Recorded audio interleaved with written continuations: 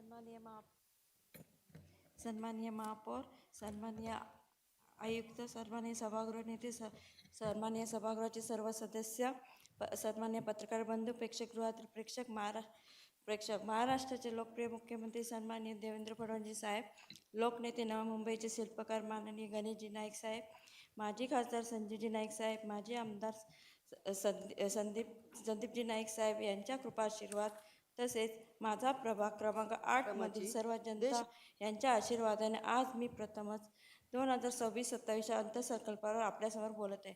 महापौर महोदया, 2026-27 अर्थसंकल्पावर बोलत असताना माझा प्रभाग क्रमांक 8 हा संमिश्र वस्ती, गावठाण, सिडको वसाहत असा परिसर असून घनसोली गाव, तलवली गाव, गावठाण परिसराअंतर्गत रस्ते, पदपथ, गटर सिवरेज यांची समस्या मोठ्या प्रमाणात जाणवत असून या बाबतीत वारंवार पाठपुरावा करून देखील परिसरात कोणतीही सुधारणा होताना दिसत नाही.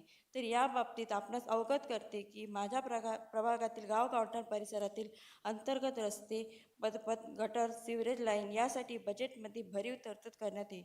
महापौर महोदया, माझ्या प्रभाग क्रमांक 8 मध्ये छत्रपती शिवाजी महाराज तलाव तसेच गुणाली तलाव असे 2 तलाव असून सदर तलावामध्ये मोठ्या प्रमाणात गाळ, चिखल साचला आहे. त्यामुळे तलावातील पाण्याला दुर्गंधी येत असून परिसरातील नागरिकांना याचा त्रास होतो. तरी सदर तलावांचे निर्जंतुकीकरण करून तलावामध्ये गाळ काढणारी अत्याधुनिक यंत्र सामुग्री बसवावी, जेणेकरून गाळ, चिखल वेगळा होईल, तलावातील पाणी स्वच्छ होईल. तरी बजेटमध्ये सदर कामासाठी भरीव तरतूद करण्यात यावी ही विनंती. महापौर महोदया, माझा प्रभाग क्रमांक 8 या सामाजिक सुविधांपासून वंचित असून प्रभागामध्ये एकही गार्डन, उद्यान, सांस्कृतिक भवन, महिला सक्षमीकरण केंद्र नसून परिसरातील नागरिक सदर सुविधांपासून वंचित आहे.